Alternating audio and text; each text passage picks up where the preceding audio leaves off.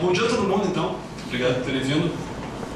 É um prazer aí a gente estar inaugurando hoje, dentro do PAN, aqui um ciclo de debates que a gente chamou de Cérebros Extramuros, que, no fundo, a intenção é um pouquinho, talvez, sei lá, uma vez por mês, palestrar menos e conversar mais, assim. E a gente escolheu isso aqui como um tópico genérico, assim, quer dizer, neurociência extra academia, e conseguimos dinheiro da FAPESP, a gente trazer gente de fora. Quer dizer, hoje acho que todo mundo é do Rio, mas nas próximas datas seremos convidados de fora também. E para discutir alguns tópicos, não, enfim, obviamente relacionados à ciência, assim, ainda que não diretamente, sei lá, uma palestra convencional. Então a gente vai fazer um debate que vai, abordar as interações da neurociência com diversos temas. Então hoje a gente vai falar de divulgação científica, a gente vai ter um sobre educação, um sobre inovação tecnológica, um sobre mídia e sociedade. As datas estão aqui. E, enfim, a ideia é um pouquinho trocar essa ideia, quer dizer, acho que cada vez mais existe uma consciência geral, assim, de que a gente precisa sair, enfim, pular os murinhos um pouquinho, assim, e a universidade precisa interagir com a sociedade de várias maneiras. Existe investimento em projetos de extensão, iniciativas desse tipo, assim, e acho que todo mundo, quer dizer, muita gente aqui dentro e em outros lugares tem começado a tentar fazer essas interfaces, assim, mas, enfim, até acho que a maior parte de nós não tem um treinamento formal para isso. Enfim, as iniciativas vão aparecendo assim espontaneamente, e acho que é legal botar esse povo para conversar, assim. Então hoje a gente vai ter esse primeiro debate. Vou chamar a Flávia Lima aqui, então, para introduzir os palestrantes. Ela vai mediar o debate aqui depois que cada um fizer uma breve apresentação. Então a ideia é que cada um fale uns 15, 20 minutos sobre o seu trabalho na área de divulgação, enfim, ideias próprias aí, e depois a gente senta todo mundo aqui e faz um debate. Certo? Flávia. Obrigada, eu queria agradecer a organização do PAN. Para mim é um grande prazer estar aqui para falar de divulgação científica. E então eu vou começar chamando, né, que já está aqui, a Mayra, a professora Mayra, que é a professora adjunta aqui do ICB, que trabalha há muito tempo como cientista na área de neurociências, mas desde 2007, pode ser? Ela vem se dedicando cada vez mais à divulgação científica, a projetos de extensão, principalmente ligados à arte e ciência, nessa interface arte-ciência. Ela também é pesquisador membro do Espaço Alexandria, e ela vai apresentar agora o que ela tem feito nos últimos anos sobre arte e ciência. Obrigada, Flávia, Olavo. Eu estou muito feliz de estar aqui participando desse ciclo de debates, sobretudo porque eu me sinto engatinhando dentro de divulgação científica. Basicamente, isso é um efeito colateral de uma plataforma de comunicação através da arte que nós usamos para tentar investigar a maneira como o sujeito se envolve com o objeto de ciência. Então, para mim é uma honra estar sentada com nomes da divulgação científica, da envergadura dos que temos aqui, com as instituições que representam, inclusive, e vamos ver se eu consigo passar um pouquinho do que nós temos feito dentro de um projeto que tem um aspecto híbrido, que se volta para a graduação, para a pesquisa e para a extensão, que é coordenado por mim, mas que na verdade é representado por um grupo interdisciplinar, que é o Grupo Anatomia das Paixões. Obrigada, eu vou passar um videozinho para a gente.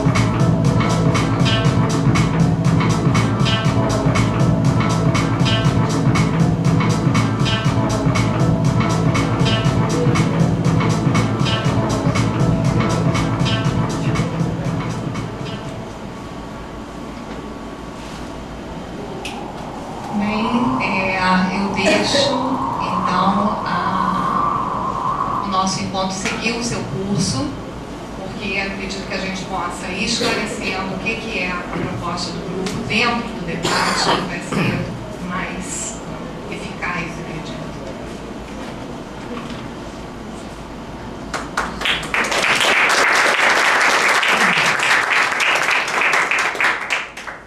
Obrigada, Mayra. E nós vamos seguir agora com a jornalista Cecília Cavalcante, que ela tem mestrado na área de divulgação científica aqui pelo Instituto de Bioquímica Médica e doutorado na área de novas tecnologias de comunicação pela Escola de Comunicação Social, aqui da UFRJ também, e Fundação Cosmo Caixa, de Barcelona. E é atualmente a coordenadora de comunicação social do Espaço Ciência Viva. Vai falar um pouco para a gente sobre o que é esse espaço. Bom, bom dia, obrigada pelo convite em nome do Espaço Ciência Viva, qual eu sou colaboradora desde 2003, na realidade não responsável, essa coisa de coordenadora e tal, trabalho no Espaço Ciência Viva, agora atualmente renovando a página, a homepage do museu e fazendo a entrada do Espaço Ciência Viva nas redes sociais, leia-se Twitter, Facebook, MySpace, todos esses nomes. Vocês, ou pelo menos nossos filhos, estão mais habituados a trabalhar do que nós. Mas o Espaço Ciência Viva é que, na realidade, eu vim fazer mestrado aqui na Bioquímica Médica, a convite de uma professora, e acabou a Eleonora sendo uma das minhas orientadoras. E, obviamente, eu sou jornalista, então fui para o programa do Leopoldo, na Educação, Gestão, Difusão e Biociências. Foi aí, com a Eleonora, que eu conheci o espaço. Isso em 2003. Já impressionante como o tempo passa. E como jornalista, eu vim para cá também querendo fazer uma especialização em jornalismo científico, a qual não existe. Então eu encontrei na própria... Eu tinha que vir para a ciência para poder me especializar na linguagem científica, para poder fazer um jornalismo científico. E acabei na divulgação científica. Na realidade, eu entrei na questão do jornalismo científico em 91, que fui assessora de imprensa internacional da Conferência das Nações Unidas para o Meio Ambiente e Desenvolvimento Sustentável. E ali a gente já começou um grande trabalho. A FUPESG, na época, proporcionou a alguns jornalistas que trabalhavam no Estado um workshop, alguns seminários na área de jornalismo científico. Obviamente vieram o pessoal da USP, né? Já que o Rio de Janeiro, a UFRJ não tem, continua não tendo a especialização. Na verdade, eu comecei agora na ECO, o Laboratório de Jornalismo Científico. E no doutorado, que na realidade o nome do doutorado é Novas Tecnologias, eu sou doutora em Comunicação e Cultura pela escola, e o meu doutorado tem como objeto de estudo museus de ciência, mas obviamente divulgação científica como um todo. E nesse período eu trabalhei no Cosmo Caixa Barcelona, com o professor Jorge Wagensberg, que me orientou lá, e vou apresentar um pouco, inclusive, do próprio trabalho que eles fizeram lá. E dito isso, né, porque aqui estaria sentada a Eleonora e me botou nessa situação, então eu vou tentar, na medida do possível, passar a minha experiência na área da divulgação científica. Eu vou ler um pouco, porque... Mas, no caso seguinte, a observação dos museus de ciências propriamente dito nos fez perceber que o desenvolvimento das biociências, das biotecnologias, da ecologia, da astrofísica, das próprias tecnologias de comunicação, aí lê-se, todas as tecnologias voltadas para a internet, estão em primeiro plano do interesse de cada vez mais cidadãos que solicitam não somente manter-se informados, como também participarem desse conhecimento, temas que muitas vezes, e tenho certeza que todos vocês já participaram de debates muito acalorados sobre o assunto. especialmente quando é provável que o desenvolvimento científico e tecnológico leve a uma mudança radical nas formas de vida e da organização do trabalho, exigindo uma maior qualificação da mão de obra. Eu gosto muito desse slide, porque não existe mais, né, o trabalhador ou a pessoa que foi tão bem retratado por Charles Chaplin em os tempos modernos. Hoje, cada vez mais se exige que se use o cérebro como ferramenta, muito mais do que a sua força física ou suas habilidades motoras. Por mais que muitas vezes nos videogames eu acho que ainda a habilidade motora ainda é bastante essencial. Por isso, nos dias de hoje, a transmissão do conhecimento tem pelo menos 2 caminhos fundamentais. O primeiro seria o institucional, né, as escolas, todos os seus níveis, e tendo principalmente voltado para o papel de ensinar. Né? Não vou discutir agora, vocês vão ter, né, acho que em novembro, a discussão sobre educação e ciência, mas obviamente é preciso discutir muito a educação, as formas de educação, não só no Brasil como no mundo, que tem que, né, passar por mudanças bastante claras. Né? E a outra via seria o caminho da comunicação e da divulgação científica propriamente dita, seja ela através da imprensa, de revistas, de livros, da TV, do cinema, do rádio, da internet e dos museus de ciência e tecnologia. Aqui eu esclareço um ponto. Eu vejo, quer dizer, toda a minha observação de museus até hoje, eu olho para um museu como uma fonte de informação. Eu não vejo ele como um lugar de educação puramente, né? como é visto, principalmente no caso dos museus de ciência. Ele hoje é uma fonte, que eu chamo fonte privilegiada de informação. Ele é um meio de comunicação, porque ele é um meio, mídia, né? Porque ele faz essa interface, essa ligação entre a ciência e a sociedade. E de uma maneira que mudou durante o tempo. E, de uma certa maneira, a imprensa mostra a ciência, a imprensa que eu digo, jornais, televisão, tem uma linguagem, uma narrativa da ciência do ponto de vista das novas descobertas, principalmente no caso da neurociência, a questão dos fármacos, né?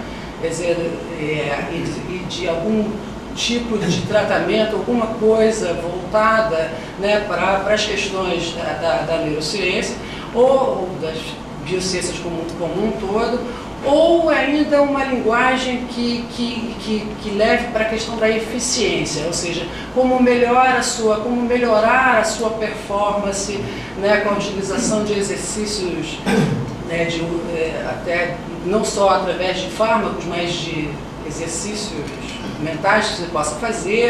Né? A gente encontra muito isso na mídia. E no Museu de Ciência você tem uma linguagem, uma narrativa mais voltada para a questão da percepção propriamente dita. Eu, no caso aqui, eu vou falar basicamente na questão dos museus de ciência, qual pelo menos foi o que o Olavo me pediu, e esse último, então, implicaria diretamente aos acontecimentos da atualidade de uma forma livre e prazerosa e aqueles que interferem na experiência da vida cotidiana.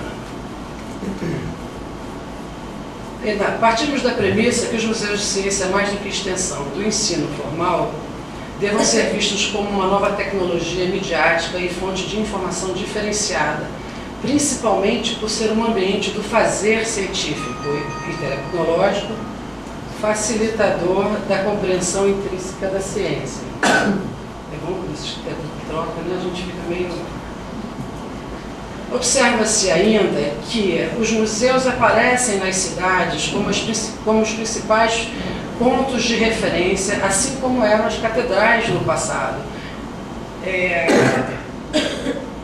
Mesmo o Museu de Porto Alegre, por exemplo, hoje a gente encontra concurso, né, de arquitetos para fazer museus, como foi o caso do Museu do Amanhã, que foi convidado o Calatrava, que é um arquiteto espanhol. Quer dizer, você tem concurso para a reforma do Louvre, concurso para a Sagrada Família. Hoje em dia a arquitetura virou um grande...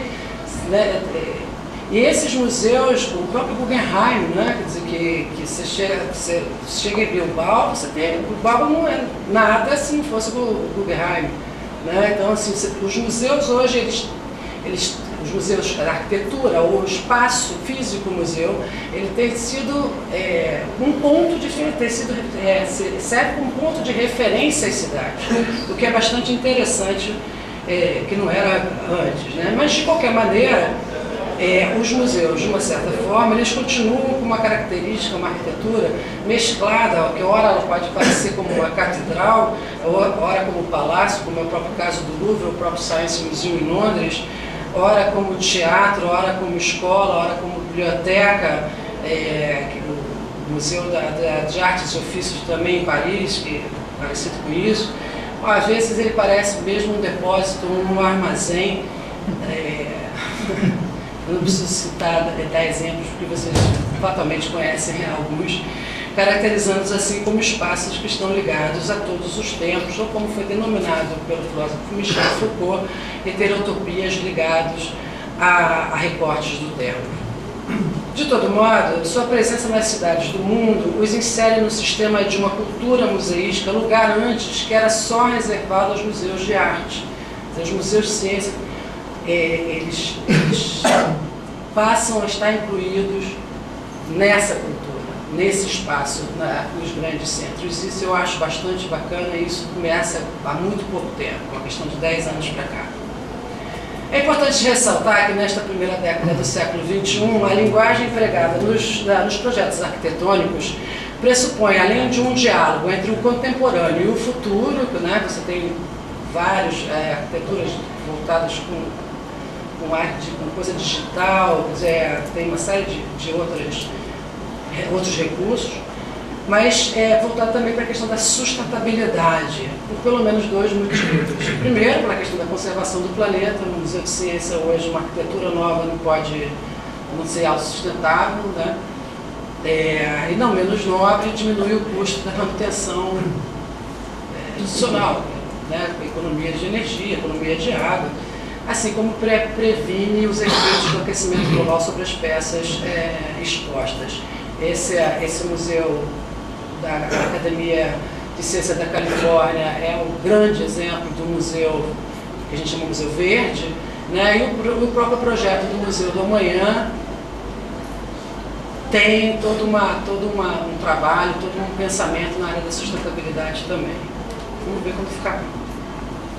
Sabemos que a origem dos museus como locais de preservação de objetos com finalidade cultural é antiga e que vem se modificando durante os séculos, ou seja, de simples depositários de objetos raros ou pertencentes ao patrimônio nacional, de simples conservação, registro, inventário, catalogação, classificação, um museu dormido em sua própria inércia, ou mesmo um espaço cujo objetivo seja de ensinar, muito entre aspas, né, ciência, ou onde a ciência é poder por si mesma e o conhecimento é restrito à intelectualidade, hoje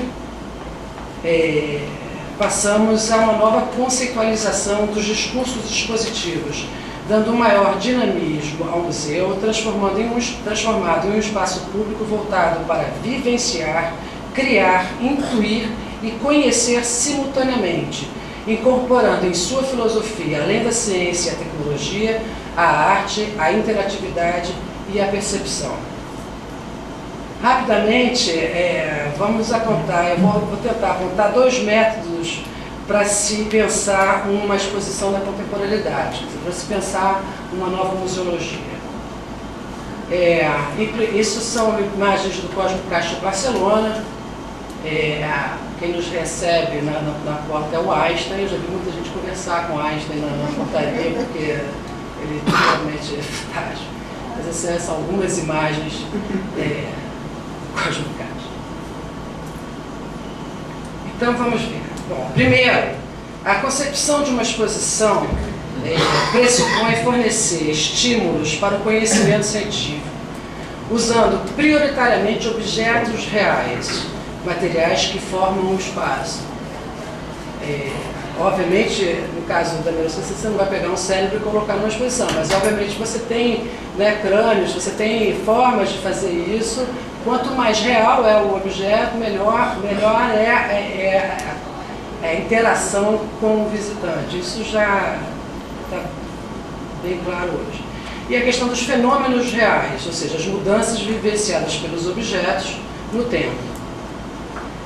Dispostos a proporcionar uma conversação entre eles e o visitante, tornando-se, deste modo, um espaço onde se concentra uma realidade concentrada, onde você consegue fazer uma realidade concentrada. Os fenômenos, na realidade, você trabalha, que nós vamos ver mais adiante, a partir de metáforas ou simulação. Ressaltamos que a ideia não seria dar o resultado de alguma pesquisa. Isso hoje em dia, né, os museólogos têm trabalhado bastante. Quer dizer, não é você chegar e dar o resultado de uma pesquisa propriamente dita, você botar um módulo lá, então isso aqui é isso, né? Mas é você proporcionar que o visitante veja o método ou os erros, né, durante o processo científico, né, para chegar àquele resultado. Isso vai permitir, de uma certa forma, que o visitante faça suas perguntas, quer dizer, que ele saia, que ele crie mais dúvidas, o que é bom, né? Porque a ciência não se faz sem dúvidas, sem perguntas. Então, o que a gente tenta hoje na museologia é fazer com que as pessoas entrem dentro do museu de ciência e saiam com mais dúvidas do que entraram, né? Porque isso que cria o fascínio, né, pelo conhecimento. Porque aí vai chegar uma hora, o que a Mayra fala de insight, o professor Jorge Wagensberg chama de gozo intelectual, eu chamo simplesmente na hora que cai a ficha, né, para ser mais fácil, né, de entender. De uma segunda maneira, quer dizer, hoje podemos dizer que o processo de percepção de um fenômeno científico nos museus de ciência é parte da capacidade das metáforas utilizada nos módulos expositivos. Isso se dá principalmente nos casos de representar fenômenos invisíveis, como célula, átomos ou mesmo o universo. Aliada à metáfora, o módulo tem que pressupor a interatividade, uma forma de experimentar ou recriar o fenômeno. Eu coloquei como exemplo esse módulo do DNA do Lavilette de Paris, porque eu achei incrível, porque essa sombra aí sou eu mesmo. Então, assim, vocês já viram aquele modo das cores, né? Que é o modo de percepção das cores e tal. Eles usaram o mesmo princípio, só que eles projetam as letras do DNA na sua sombra. Então você tem a clara sensação de que do seu DNA, quer dizer, você enche o seu corpo, né? Você está olhando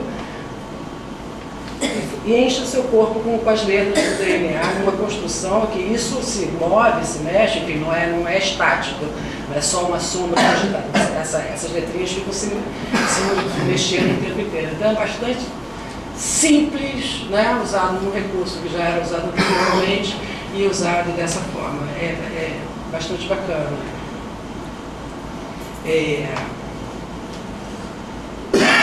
Ou seja, quer dizer, para representar o infinito ou o infinitésimo, a simulação é uma importante ferramenta da museografia atual, levando em consideração que a simulação é um jogo e que tem as suas regras baseadas na realidade. Aqui a gente trabalha com fractais, isso no Museu dos Fractais é no Museu do Rio Grande do Sul, o DNA no espelho, que também é uma bela forma de mostrar o tamanho, assim, é um espelho também produzido pelo Cosmo Caixa de Madrid, né, a própria percepção de cores, e a brincadeira com as crianças menores, que é o DNA, o famoso DNA de Jujuba, que funciona muito bem com as crianças pequenas, né?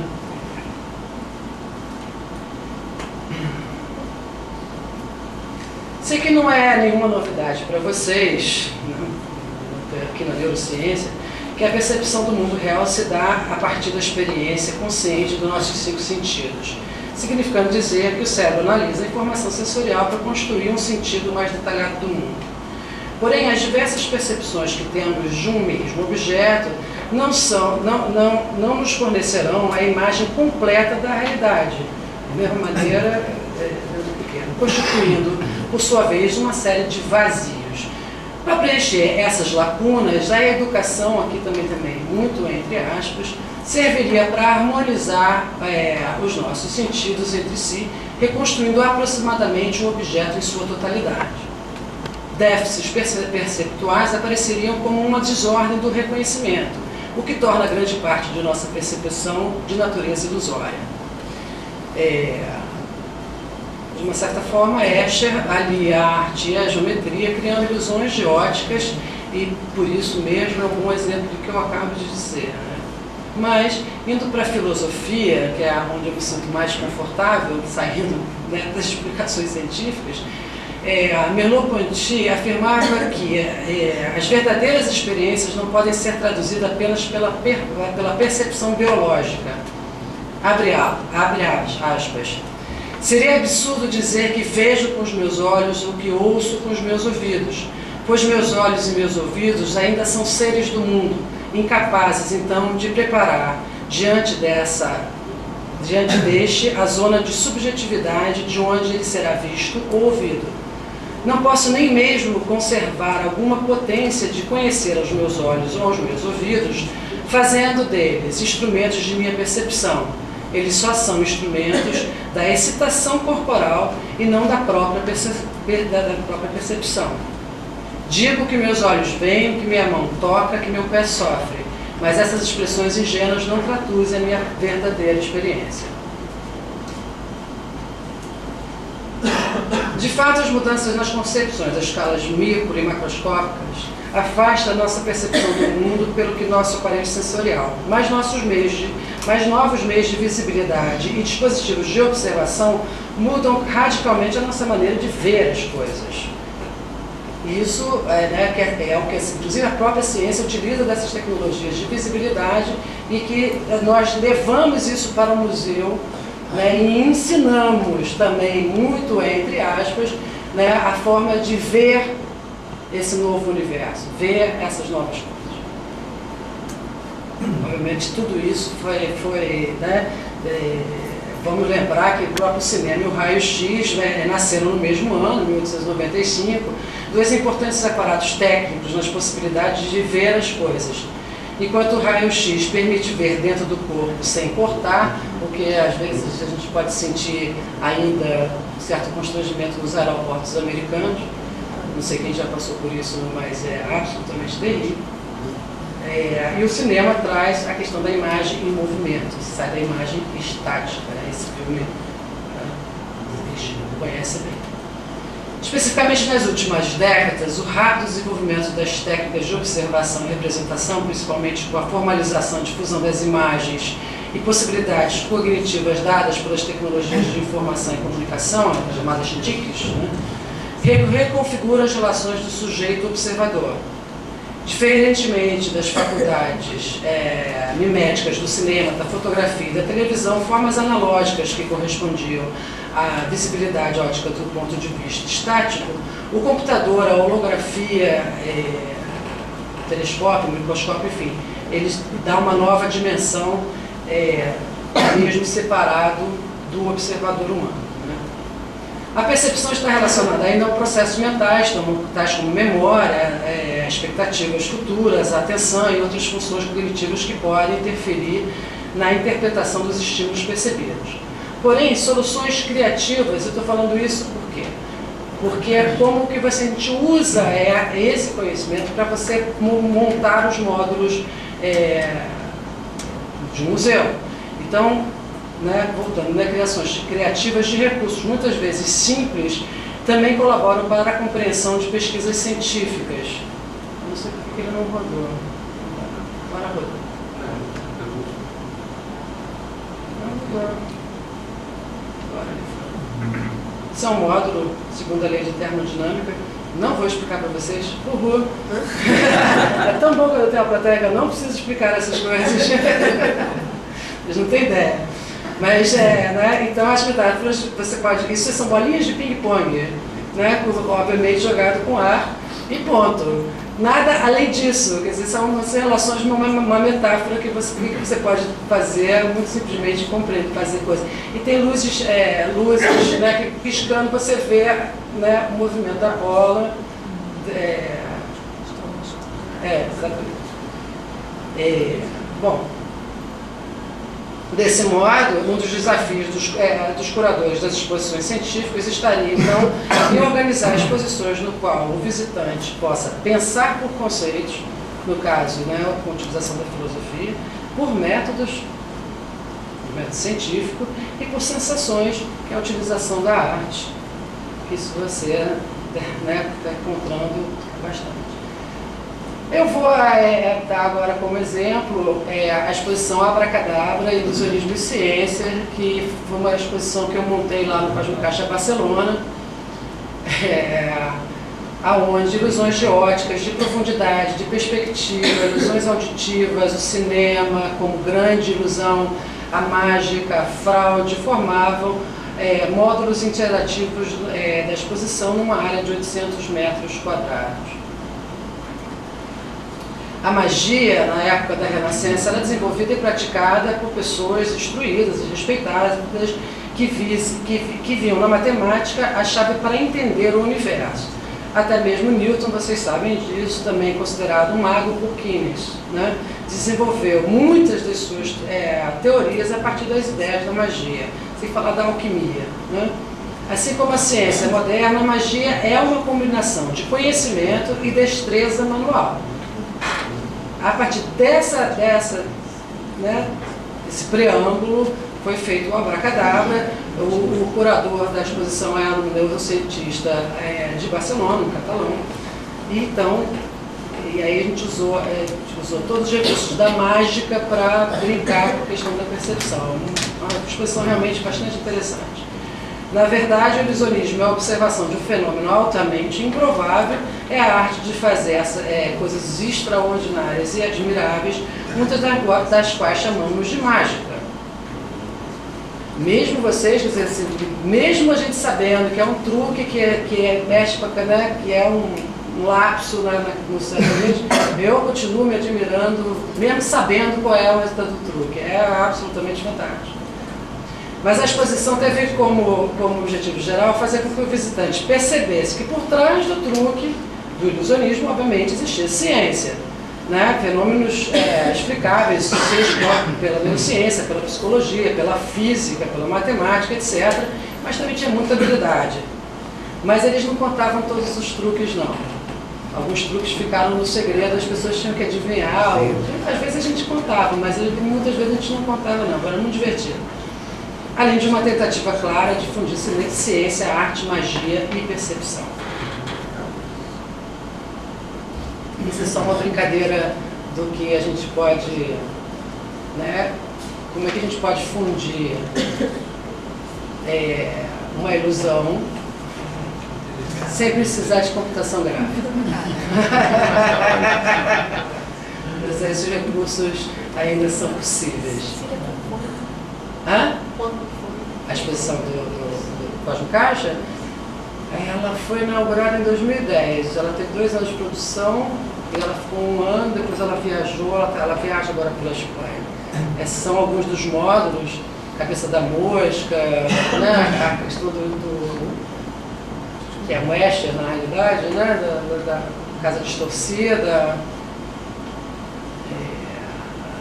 a entrada do lápis em 2, né?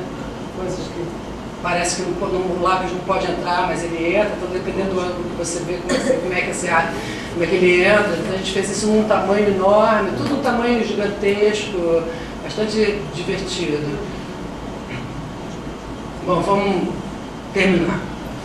Ou seja, a narrativa museográfica atual propõe aguçar os sentidos para a construção das realidades através da liberdade, da experimentação, transformando os objetos técnicos em objetos estéticos e fenômenos em espetáculo. Afinal, os novos modelos de circulação da informação e o rápido desenvolvimento das técnicas de observação e representação proporcionaram um novo tipo de observador consumidor.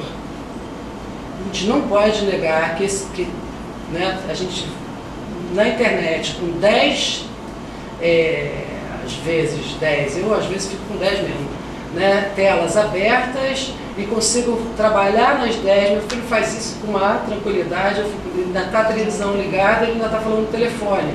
Quer dizer, esse observador é um outro no mundo e isso não pode, a gente não pode não levar isto em consideração na hora de fazer qualquer tipo de exposição, seja ela de arte, de ciência, de história, ou whatever. Quer dizer, a museologia hoje é muito clara, ou tem que perceber isso, e a educação também tem que perceber isso. Né? Citar o Query, Jonathan Query, que é um pesquisador americano, e ele trabalha com essa coisa das visibilidades, ele é um filósofo interessantíssimo, ele é contemporâneo.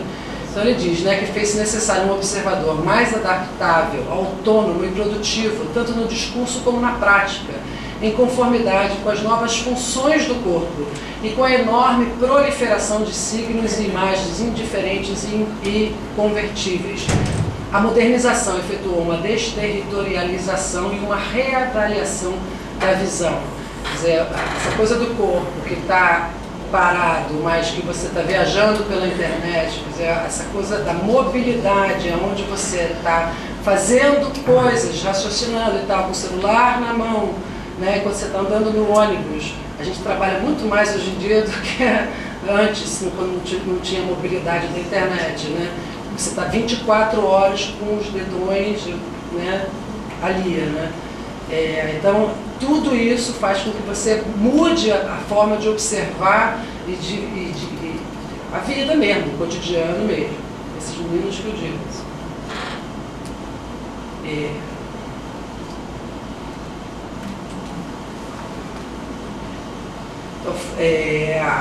Muito se tem avançado na divulgação científica através das diversas iniciativas que passam, né, pelas mídias, pelas instituições, pela pesquisa, pelas cidades, enfim, como um todo.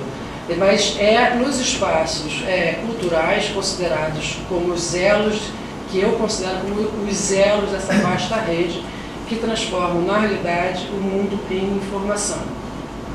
Nos últimos 30 anos, tem se avançado muito na divulgação científica através dos meios de comunicação de massa, né? Seja ou nos meios de comunicação como os museus. Os museus passarão, inclusive, a ter páginas na internet, alguns agora, aos poucos, deixam de ser apenas plataformas institucionais para prover maior conteúdo sobre a pesquisa científica, ou seja, para fazer efetivamente divulgação científica. A mídia impressa vem dando maior cobertura aos temas científicos e tecnológicos, assim como a cobertura às exposições. Nós vamos ter a Semana Nacional de Ciência e Tecnologia na próxima semana, além do que no caso brasileiro, isso ainda é muito pouco. Eu acho que a Semana Nacional, por exemplo, é muito mal coberta, jornalisticamente falando, pela mídia nacional. É muito mal mesmo, né?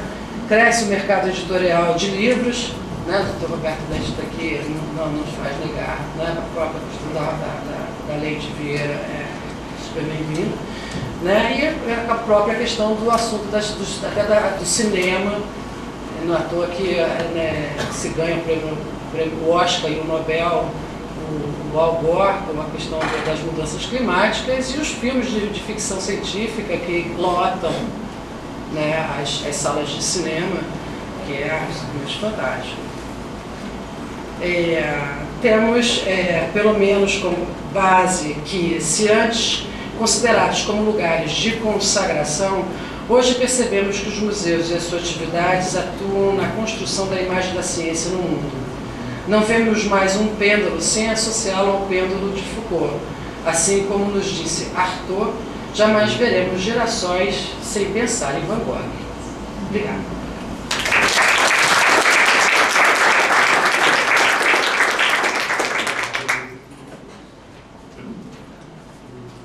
Bom, obrigada, Cecília. Eu estava aqui assistindo a apresentação da Cecília, e ao mesmo tempo eu olhei para esse quadro negro e a gente vê ali um corpo de uma tese com introdução, métodos, resultados, que é o que a gente está acostumado a ver aqui todas as segundas. E para mim é um grande prazer estar aqui apresentando aqui o Cérebro Extramuros, né? E eu acho que é um tempo que a gente tem para oxigenar um pouco o nosso cérebro, sair um pouco da nossa rotina de laboratório, né? E Cecília, sua apresentação foi super clara, muito boa.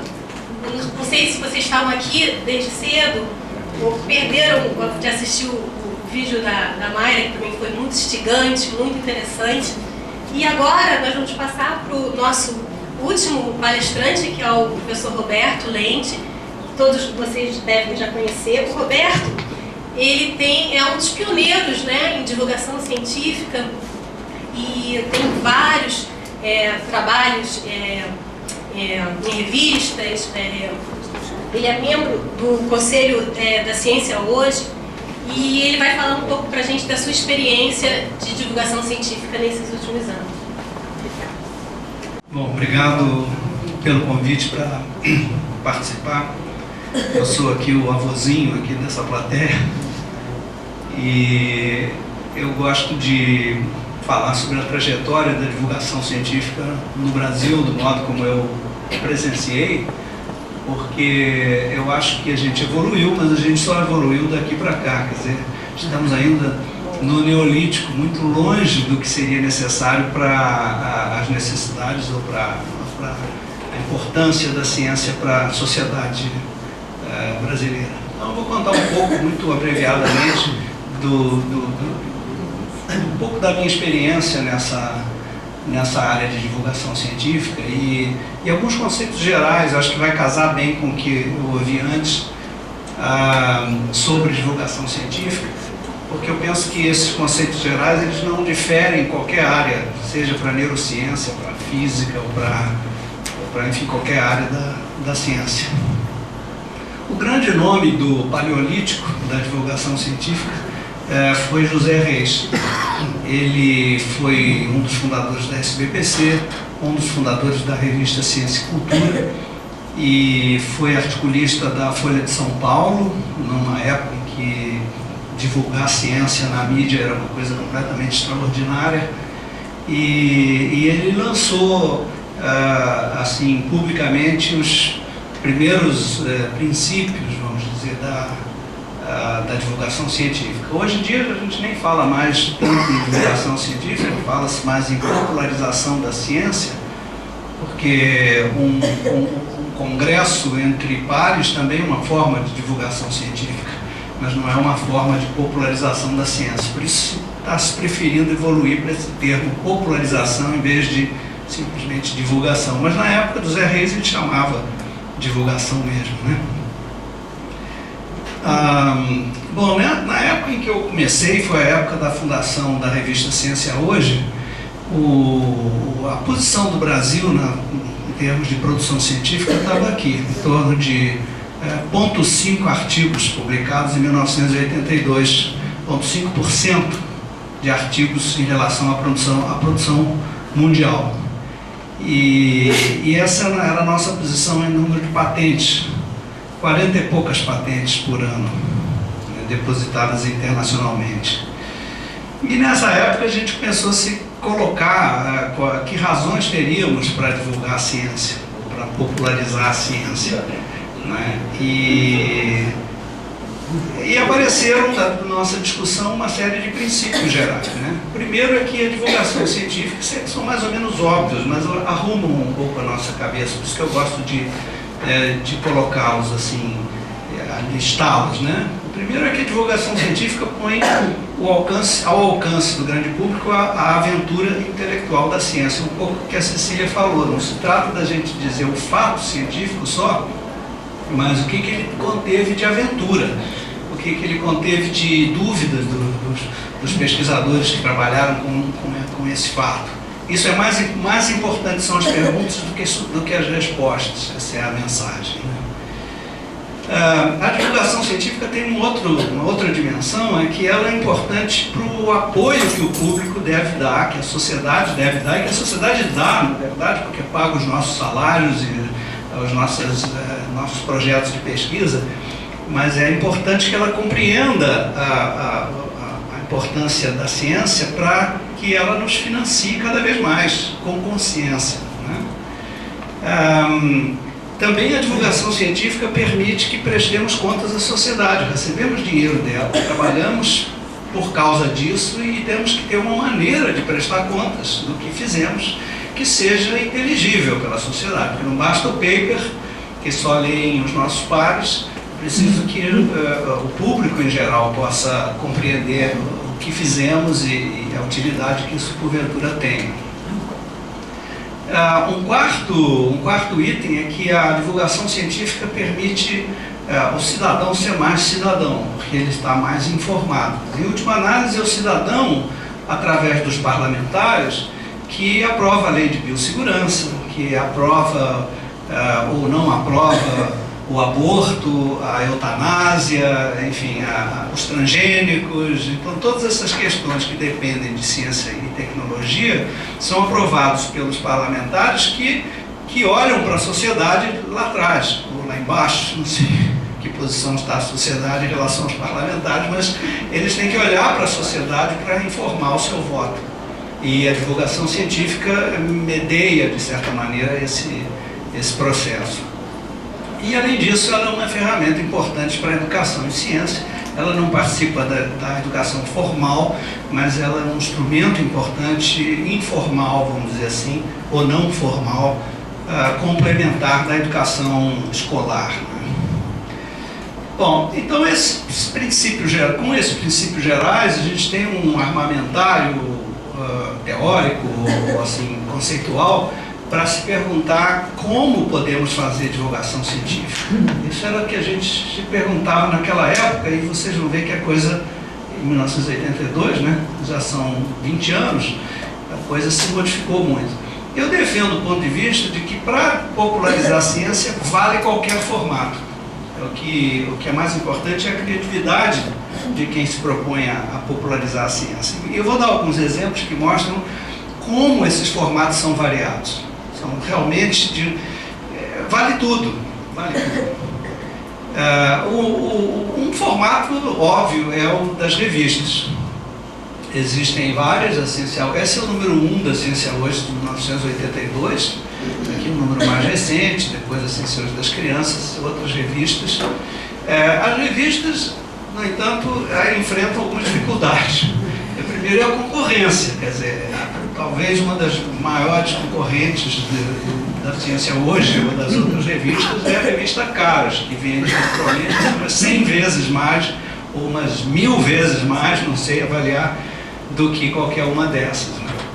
A segunda, que é uma base física, é um modo físico no papel, e ela tem que ser distribuído, e fazer isso num território como o Brasil é caro e bastante difícil de conseguir.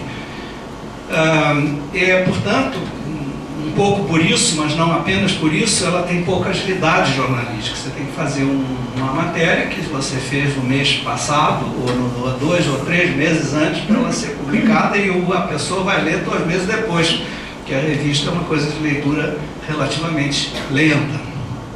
Concorrência acirrada, não preciso nem dizer. Quem vai a uma banca de revistas hoje vê assim, um número incalculável. Não sei como tem tanta revista assim, como é que se consegue vender. Depois me disseram que essas revistas, tipo Scientific American, quais são as outras? Tem várias outras, super interessantes, Galileu, etc. Elas, na verdade, são deficitárias. Elas são mantidas ou pela matriz, ou, por exemplo, no caso da super interessante que a editora abriu, a Veja Banca. Então, é apenas um título que acrescenta no portfólio da editora, mas ela em si não seria lucrativa. Não tenho certeza disso, mas acredito que seja assim. Livros é um outro formato, que também não temos nenhuma dúvida de que isso é importante, mas aí enfrentamos esse dilema aqui: o país não lê. Me lembro há pouco tempo, uma entrevista do Ronaldinho Gaúcho na televisão, veiculada no Jornal Nacional, e perguntaram a ele, não, eu acho que foi a Bienal, foi a Flip, num evento desse, perguntaram a ele sobre livros e tal. Ele disse, não, eu nunca li nenhum, não. Então, é uma tristeza, mas esse é um ídolo nacional que foi ouvido por milhões de pessoas e declarando assim naturalmente, ninguém se portou muito. Os livros são caros, de certa maneira. Também não tenho muita certeza, porque também não são tão caros assim, R$40, R$30 para uma pessoa gastar uma vez por mês para ler um livro. Não sei se o país já tem uma enorme classe média e as classes mais populares estão ascendendo. Eu não sei se realmente esse é um problemão atualmente, mas enfim. Poucas livrarias. Um dia me deram um dado que é o seguinte, que o Brasil inteiro tem o igual número de pontos de venda de livros e revistas que a cidade de Buenos Aires. E que se formos comparar com a cidade de Paris, então aí não dá nem para falar, porque cada esquina tem uma livraria na cidade de Paris. No Rio de Janeiro é raro. Tem, obviamente, na Zona Sul, sim. Se você for para Tijuca já fica raro, se for para o Meier, mais raro ainda. Se for para bairros mais populares, então simplesmente não tem. E predomina a literatura fácil, a literatura tipo autoajuda e coisas desse tipo. E a literatura de divulgação científica tem um espaço muito pouco expressivo. Além disso, tem uma coisa muito importante, que é considerar que ciência não faz parte da cultura, é uma outra rubrica de alguma coisa que não é cultura. Se vocês pegarem os editais que o MEC lança para compra de livros para as bibliotecas das escolas ou para as bibliotecas em geral, não tem livros de ciência contemplados no edital. Porque é o edital para a cultura, e a ciência não faz parte da cultura, segundo esses editais. Isso tem a ver com uma incompreensão muito antiga, que já foi apontada por um autor inglês chamado C.P. Snow, que escreveu um livro chamado The Two Cultures, que ele fala da dissociação entre as culturas humanísticas, as humanidades e o que seriam a ciência e a tecnologia, e criticando a fratura entre elas indevida. Então essa é uma coisa que permanece. E outras mídias concorrentes também. O livro ficou meio fora de contexto. A imprensa em geral é outro meio de divulgação científica e tem suas peculiaridades. E nós, cientistas, não gostamos muito da mídia jornalística. Não gostamos indevidamente, porque não sabemos compreender a especificidade que essa mídia tem. Primeiro, ela é mais ágil do que as revistas, o que é bom. Então você pode publicar uma coisa que você escreve hoje, vai sair amanhã no Globo, por exemplo, se tratando de um jornal. Ou na semana que vem, numa revista semanal. No entanto, por consequência, pela necessidade dessa rapidez muito grande, elas são mais superficiais, né? As notícias veiculadas pelos jornais. São poucas as editorias científicas. Os grandes jornalões têm Globo, a Folha, o Estado, mas saiu disso, não existe, é muito precário. Tem uma tendência imediatista muito óbvia, tem que ser aquela descoberta sensacional, que todo mundo fica empolgado, a cura do câncer, mas, enfim, é um pouco da natureza desse meio. Depois eu vou falar um pouco mais disso. Internet e smartphones, eu acho que são tecnologias emergentes. Vocês talvez tenham lido na imprensa que o Brasil tem hoje mais telefones celulares do que habitantes. Existe um maior número de celulares do que pessoas. E esses celulares, nos próximos 5 anos, todos teremos smartphones. Essa é a avaliação da indústria de telefonia celular. E, portanto, poderemos baixar todos os programas de divulgação científica e produções de divulgação científica na rua, em qualquer lugar. Imaginem o impacto que isso tem para uma criança, para ou para os nossos filhos e netos que manipulam isso aqui com muita agilidade. Eu tenho um projeto que ainda não saiu do papel, uma aluna interessada, mas que ainda não conseguiu avançar no projeto, que é de fazer um instrumento sobre drogas que causam dependência, que esse instrumento possa ser baixado pelos smartphones, pelo jovem, pelo adolescente.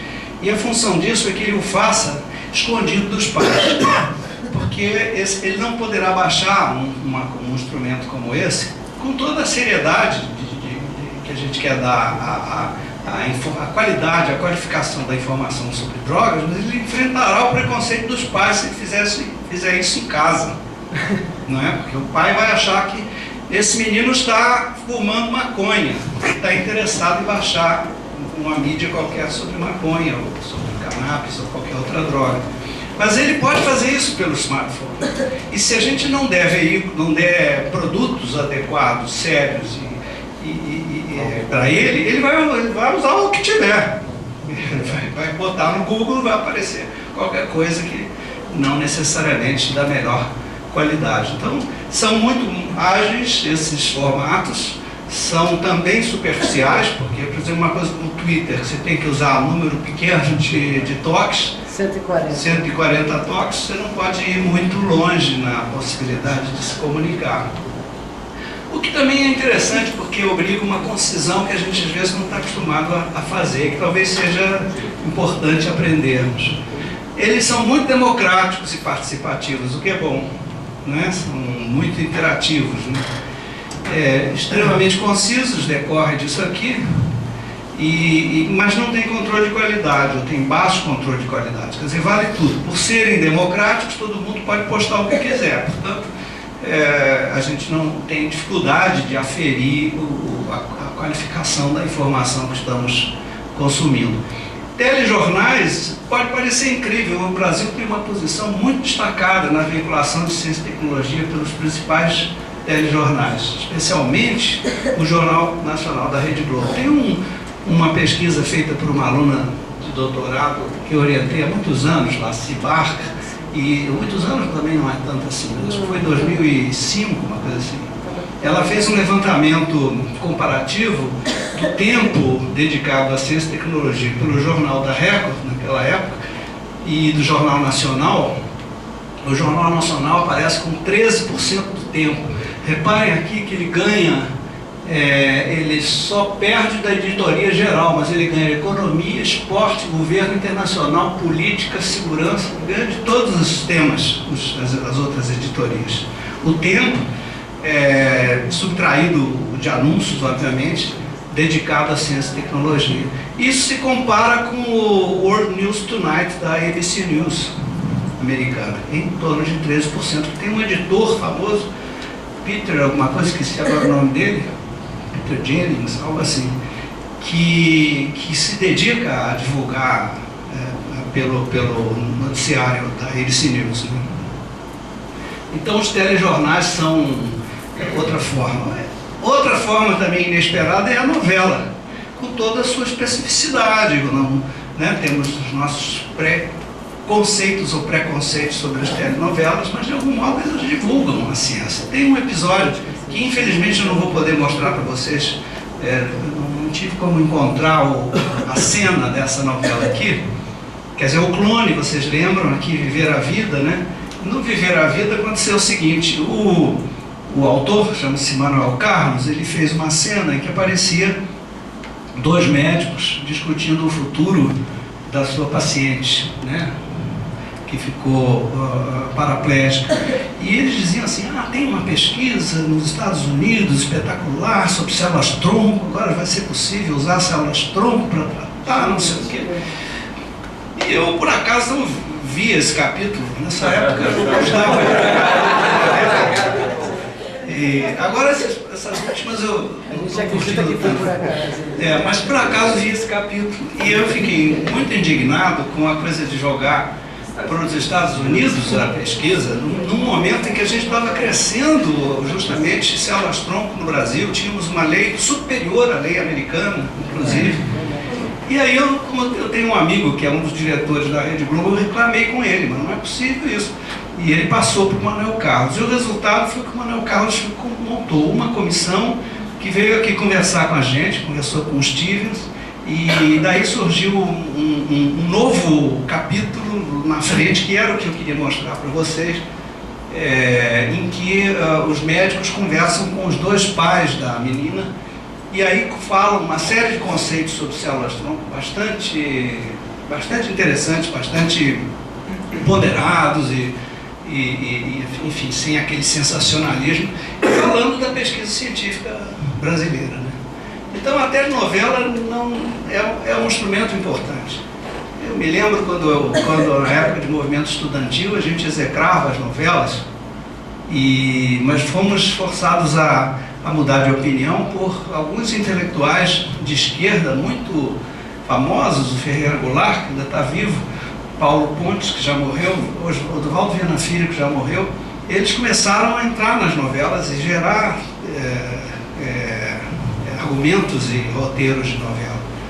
E mudaram a cara da novela, que era a maior parte importada do México naquela época. Bom, o público é numerosíssimo, o impacto é enorme, no entanto há a possibilidade de distorções, porque isso tudo é mediado pelo mercado e pelo fato de você estar falando com 40 milhões de pessoas, não é trivial. Por falar nisso, tivemos no último sábado aqui no Anatômico a filmagem da morte da personagem do Astro. Ellen Roche, não sei o nome da personagem. Será assassinada e o necrotério vai expor aqui embaixo no último sábado. Segredo, Ih, eu contei o segredo, né? Todo mundo já sabia. Bom, clipes publicitários, isso eu quero mostrar para vocês, se é que já não viram. Isso é muito bom.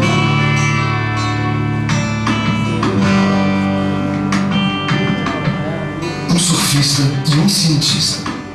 Por que pessoas tão diferentes entre si podem ter em comum? A juventude. Ciência é juventude e aventura. Ciência vale a pena. Uma campanha da Rede Globo em parceria com o Instituto Ciência Hoje.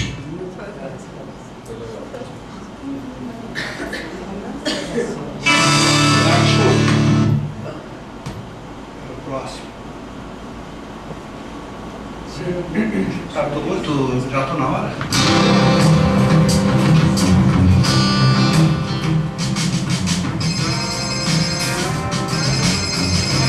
As novas tecnologias melhoram a vida de todo mundo. Todo mundo mesmo. Eu te retorno depois. Agora eu estou no meio de uma reunião.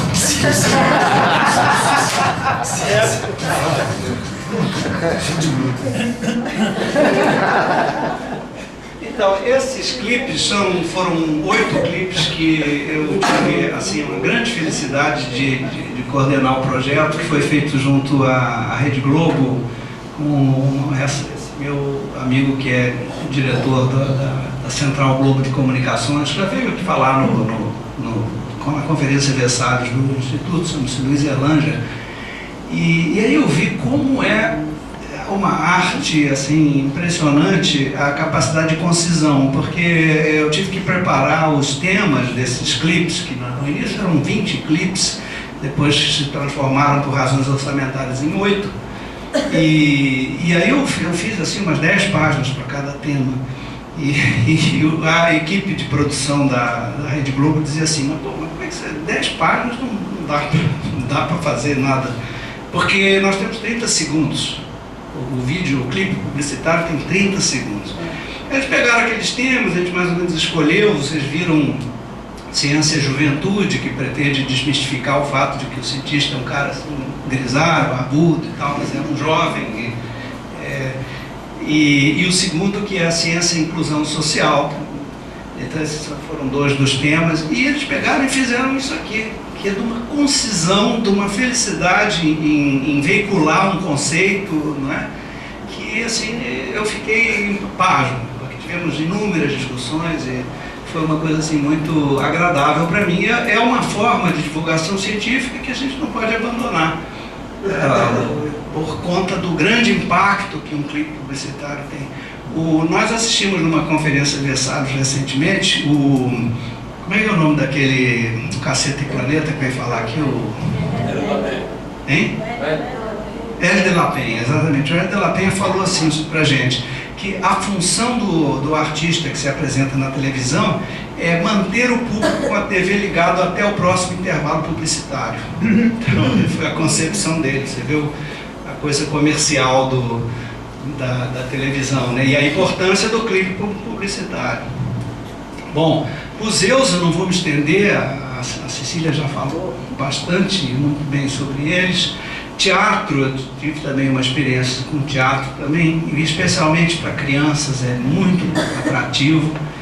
Aqui uma cenazinha do Neurônio Apaixonado. E carnaval, até carnaval é um modo de divulgação científica. Vocês lembram do Paulo Barros, na Unidos da Tijuca, em 2004, apresentando essa pirâmide humana que, aos meus olhos, nada tem a ver com DNA, mas todo mundo gostou muito de ver o DNA. Achamos, eu fico tentando ver aqui uma base, uma adenina, uma citosina, mas eu não consigo. Mas enfim. Cartoons podem ser instrumentos. Vou acelerar um pouco, porque eu estou um pouco me prolongando demais. Bom, então a mensagem dessa parte é o seguinte: vale qualquer coisa. Se você é criativo, quer popularizar a ciência, você pode fazê-lo de muitas maneiras diferentes. E eu dei apenas alguns exemplos, certamente existem outros.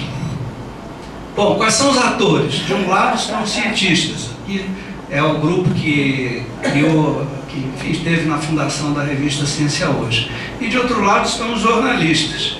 E aqui também alguns, Ana Lúcia do Globo, aqui o Ayrton do Estado, o Marcelo da Folha, o Bernardo agora está na revista Piauí, a Alicia, editora da Ciência Hoje. E a gente está acostumado a achar que eles exercem um duelo, porque os cientistas geralmente falam mal dos jornalistas, dizem, os caras são muito apressados, eles querem que a gente complete um texto para daqui a 2 horas, e aí sai tudo errado, são 1000 erros. E os jornalistas dizem assim, esses aqui são perfeccionistas, como é que eu posso aguentar que o cara quer corrigir o meu texto, ele quer olhar para ver se eu escrevi certo, e só pode olhar depois de 15 dias, porque ele tem 4 teses e 5 artigos, enfim. Há uma tensão entre esses dois atores, que, no entanto, são atores fundamentais para esse tipo de atividade, não é? E eu defendo sempre que a gente tem que considerar que isso é inerente, é estrutural da atividade deles. Não tem como a gente dizer assim, jornalistas, sejam um pouco mais pausados e lentos e cuidadosos, e também não tem como eles nos exigirem, não, sejam vocês mais rápidos e preparem os seus textos daqui a 2 horas. Essa é uma coisa estrutural que a gente tem que compreender. O comunicador e o jornalista, ele prefere usar metáforas. E dada a pressa, nem sempre as metáforas são as mais adequadas. E a gente tem que considerar isso como inerente. Depois a gente desmente, ou a gente diz que não é bem assim, que talvez tenha uma metáfora melhor. Mas posso fazer só uma parte para o jornalista aqui, que já enfrentou vocês, o garbucho de vocês. O problema maior é, inclusive, a questão da linguagem. Vocês falam um idioma e a gente tenta traduzir esse idioma para todo mundo, o que é complicadíssimo. Por isso que eu vim fazer mestrado na bioquímica, entenderam? Para poder aprender um idioma novo. O jornalista tem que aprender um idioma para fazer jornalismo científico, senão ele não faz. Porque o cientista não vai falar por metáforas. Ele passa 20, 30 anos olhando para a mesma célula, ele não quer saber se eu tenho deadline.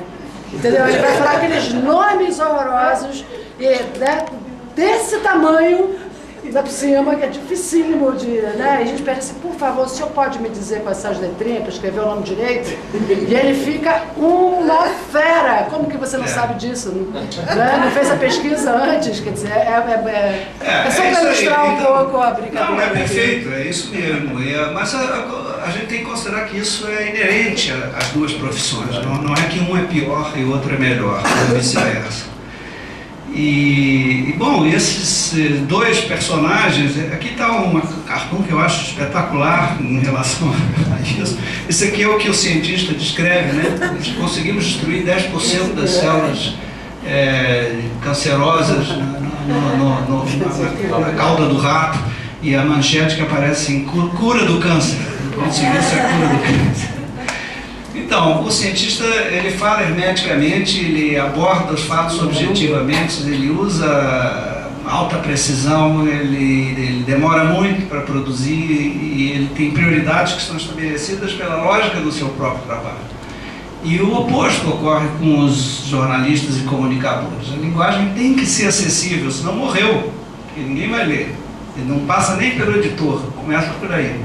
A abordagem é necessariamente metafórica, a precisão tem que ser baixa, o tempo é curto, o tempo de produção, e as prioridades são a relevância jornalística. Não adianta eu querer convencer que o meu trabalho em conectividade do corpo caloso do rato é importante, porque o que vai querer saber é se o câncer foi curado ou não. Tem que haver uma mediação para que um meio termo se encontre, seja encontrado. Bom, a gente avançou muito, já estamos no Neolítico, então há esperanças. E eu tive semana passada uma reunião muito importante no CNPq, com o presidente do CNPq, em que é uma determinação do CNPq e do ministro de Ciência e Tecnologia em mudar o status da popularização da ciência na comunidade científica. Para isso, uma das coisas que está se fazendo é mudar o currículo Lattes. Então, eu já vi o primeiro copião do novo Lattes, em que vai aparecer uma aba para a popularização da ciência, lado a lado com a produção científica, bibliográfica, tradicional, né? E a ideia é que essa aba inclua formas de atuação dos cientistas ou dos comunicadores, quem tem currículo Lattes, né? Que permita, inclusive, as agências avaliarem o trabalho, como avaliam os papers, teses, enfim, outros modos de comunicação científica, passarem a avaliar também a comunicação científica. E daí vão surgir editais, que já há editais lançados há alguns anos sobre isso, mas com uma valorização acadêmica maior do que até o momento. Então, desculpem, esqueci de atualizar, porque essa conferência eu adaptei de uma de 2010, mas perto de 2010, a gente melhorou um pouquinho. A gente já está aqui como o 13º país em produção científica, pelo menos quantitativamente falando, com 2,63 em 2008% da produção mundial de artigos científicos. Só que enquanto essa ciência nossa cresce, olha o que acontece com a educação. A educação, nós estamos aqui, ó. Isso aqui é a população que que ultrapassou a educação secundária, ginásio, né? Só sei chamar de ginásio na minha geração. Então nós estamos em último, penúltimo, ganhamos da Turquia. Né? E olha que população que chegou ao ensino superior, à universidade, último. Isso é a fonte OECD de 2008. E olha aqui a distribuição da performance dos alunos de 15 anos no relatório PISA de 2006. Brasil aqui, ó.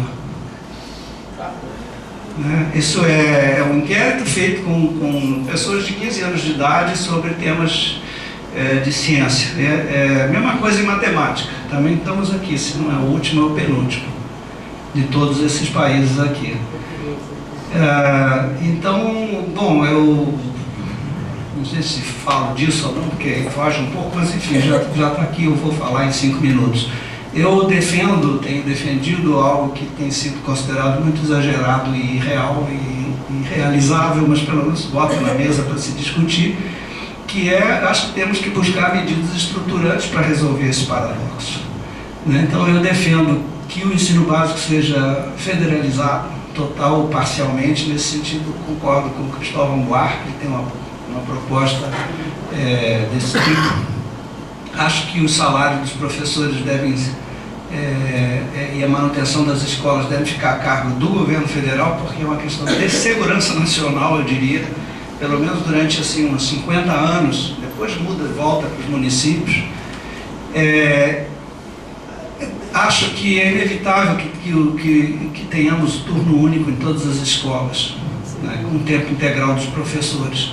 E para que isso se dê, é preciso duplicar fisicamente as escolas, porque a escolaridade no Brasil é praticamente universal. 97, 98% das crianças têm acesso à escola. Só que tem acesso a 4 horas de escola. E para eles terem acesso a 8 horas de escola, você tem que multiplicar por 2 o número de escolas, a capacidade física. Então a ideia é que os municípios, o dinheiro dos municípios, que seria para o salário dos professores, que seria assumido pelo governo federal, seja usado na duplicação das escolas. E que, bom, a qualificação dos professores, salários iguais, pelo menos a professores assistentes. Alguns estados já ultrapassam esse valor, São Paulo, por exemplo. Bolsas, a CAP está possibilitando essas bolsas. E, bom, um programa pós-curricular intensivo, que poderia ser feito na parte da tarde, aí entra a divulgação científica. Uma outra experiência que eu tive, tenho ainda menos um pouco, mas que me é muito gratificante, é o seguinte: eu faço parte de uma organização, uma ONG americana, que se destina, cujo objetivo é a educação científica para a população hispânica dos Estados Unidos, que é uma população de um nível social mais baixo do que o restante da população. E essa ONG chama-se INCRE. Ela se dedica a bolar ações de divulgação científica para serem levadas às escolas no horário chamado after school, né? Que os americanos, a criança fica a parte da manhã, fica até 1 ou 2 horas na escola, almoça e tal, depois ela tem atividades extracurriculares, digamos, né? Que são esporte, arte. E aí a gente propõe, essa organização propõe uma série de atividades de divulgação científica dentro do pátio da escola, nesse horário after school. Então isso é algo que poderia ser implementado se houvesse o turno único nas escolas. Quer dizer, é uma maneira da divulgação científica entrar na escola também, além de todos aqueles modos informais. Bom, a obrigatoriedade de integração universidade pública e escola pública fala por si só. E a utopia é essa aqui, é que a gente possa chegar a um momento do país em que a ciência seja falada e praticada como ocorre com o futebol. Quer dizer, nós temos excelentes jogadores, porque talvez os 50 milhões ou 70 milhões de meninos ou homens do Brasil há décadas jogam futebol, ou jogaram futebol. E a gente traindo-se os pernas de pau, como eu, sobram, é fácil de identificar os talentos. Então, se pudéssemos fazer algo semelhante, que fosse 1/100º disso com a ciência, eu acho que a gente teria uma formação científica e uma qualificação e uma identificação de pessoas com habilidades para ser cientistas muito grande. Então, as conclusões são essas aqui. Eu vou passar rápido para não abusar do tempo.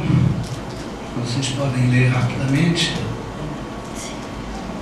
E obrigado. Então, desculpem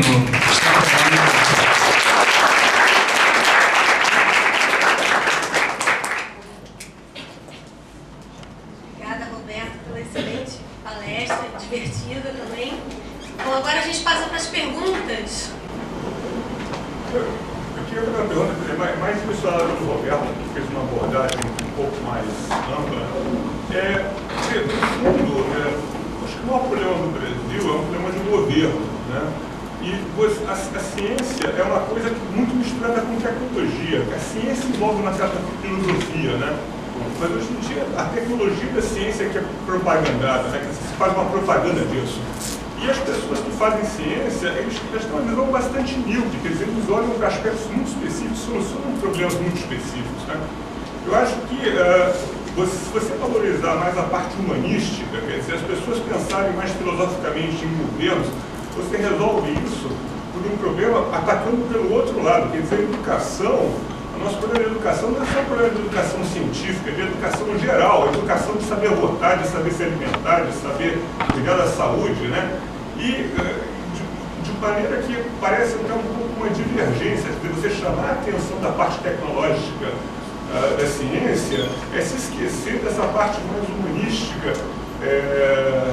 que eu acho que é mais importante, assim, do ponto de vista de um retorno para a população mesmo. O que você acha nesse aspecto? Não, acho que você tem razão, mas apenas eu acho que o que você extrai de mais importante na educação e na divulgação científica, como eu falei, é a pergunta, é o ato de perguntar, e não a resposta. Inclusive porque é impossível, com a magnitude do conhecimento científico atual, você esperar que um jovem vá dominá-lo. Nós não, antigamente os nossos professores sabiam tudo. Os médicos que eram, eu fiz curso de medicina, os grandes médicos sabiam tudo. Agora o paciente chega no consultório, ele já vem com o diagnóstico, a terapia, ele já viu no Google, já olhou, e o médico tem que acompanhar. Então isso é impossível. Então eu acho que o mais importante é incutir o hábito de perguntar e de resolver problemas, não importa quais sejam. Agora, você tem razão que tem todo um lado humanístico que também tem que ser levado em consideração. Não defendo que só a educação científica e a divulgação científica sejam importantes. Tá? Eu circunscrevi a isso a minha fala, mas não penso assim. Não sei se vocês querem. Eu muito menos, né? Até porque é uma das coisas... Posso falar aqui, né? Sim, sim. Você está gravando, eu estou gravando. Está gravando? Ah, tá. Desculpa. Uma das coisas que... quando a minha orientadora de doutorado, a formação dela é comunicação, mas ela é uma filósofa por excelência. E junto com outro professor da Escola de Comunicação estiveram em Barcelona me visitando, ou me vigiando, dependendo do que os alunos aqui vão entender muito bem, e foram no Cosmo Caixa Barcelona pela primeira vez. É um museu enorme, fascinante. Então, obviamente, muito da ciência que estava ali, a gente dentro da área da filosofia, da comunicação, você conseguia ler o mesmo experimento, a mesma ciência pelo lado da filosofia, né? Você pode colocar pelo lado ou pelo lado da tecnologia, ou pelo lado da informação, e essa informação, por exemplo, você não encontra, né? Você não tem essa informação. A pensar que a ciência era chamada de filosofia, né? Filosofia natural, quer dizer, né? Filosofia da ciência, até chegar hoje a essa quantidade de especialização que existe.